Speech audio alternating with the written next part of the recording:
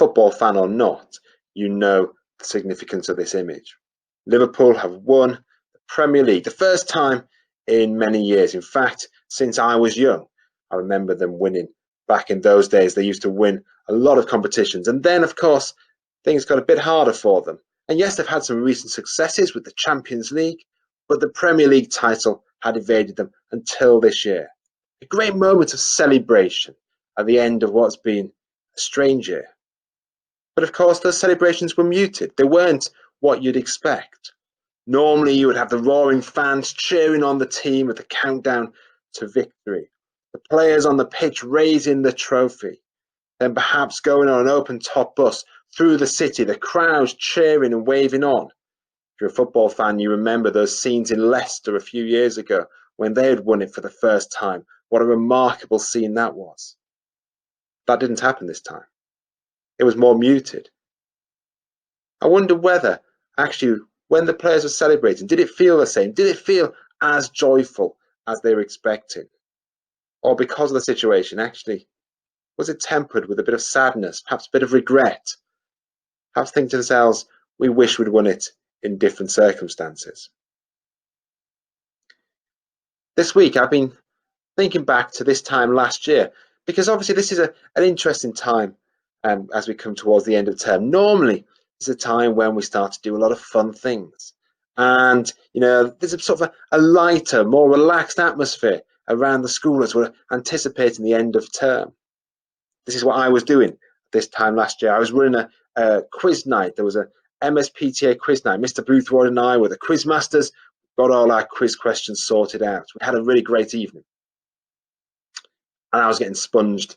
And unfortunately, I was also getting gunged, raising money for Uganda. None of that, of course, is taking place this year. We can't have quiz nights. We can't be in school to sponge and gunge people. Everything's different, isn't it? Our normal end-of-year celebrations just don't feel the same. For year 11 and year 13 particularly, that's been quite challenging, I suspect. They've missed out on prom and that chance to go and have that great celebration of their school time. And for year 13, they've missed out on their prom and their chance to come back and thank the teachers and dress up. And it's all about celebrating your time at school, celebrating an end of an era. And that's disappeared. We'd also be celebrating in other ways if this was a normal year. At this time of year, we go on so many trips. Last year, I went with year 7 to Dovedale. We had a great time. There were all sorts of trips going on. There was the High School Musical performances last year. And then one of my favourite events of the year, the Junior Schools concert, where children from all the different junior schools in the area come together with our own junior school students and perform a range of songs, and we get to join in. It's a brilliant evening. But of course, it didn't happen. It's quite hard, I think, at the moment to celebrate. It's quite hard to celebrate when things go well. You feel guilty.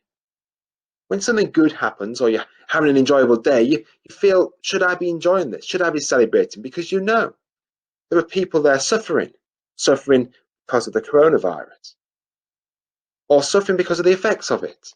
People who are worried about losing their jobs, or perhaps have already done so. People who are running businesses where they're struggling for money. People who haven't seen their friends or family for a long time. People who have missed some of those great moments in their lives, which they'll never get to have again.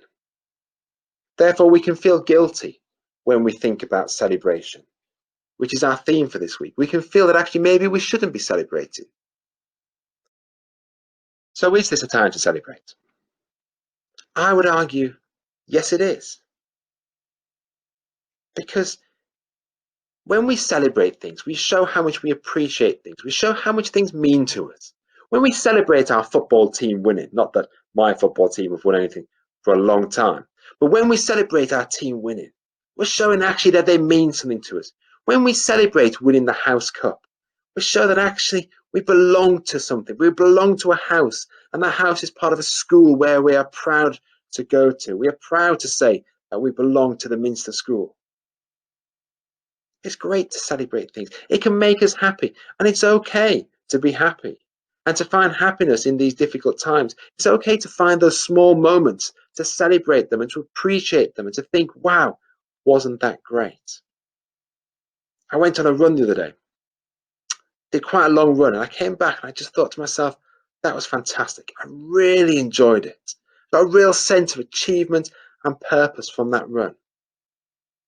I'd gone with Mr. Price. We'd managed to keep our distance while we were running, you'd be pleased to know. But actually together, I don't know, he spurred me on to really run a good time, and it felt good. It's okay to be happy, to feel good, and to celebrate our achievements. But at the same time, we should also take the moment to reflect. And as we have good times, as we celebrate, as we enjoy coming to the end of term, as we look forward to the summer holidays, as we look forward to the idea of starting back to school in September, we should reflect and think of those who this time is still a very challenging time, who are full of sorrow, who are full of sadness, not celebrating.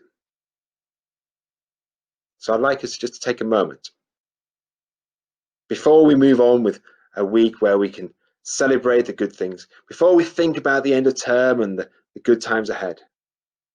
Let's just pause for a second and think about those who are really struggling or are continuing to struggle at this time, so that when we see them, we can try to empathize and to show care and compassion to them.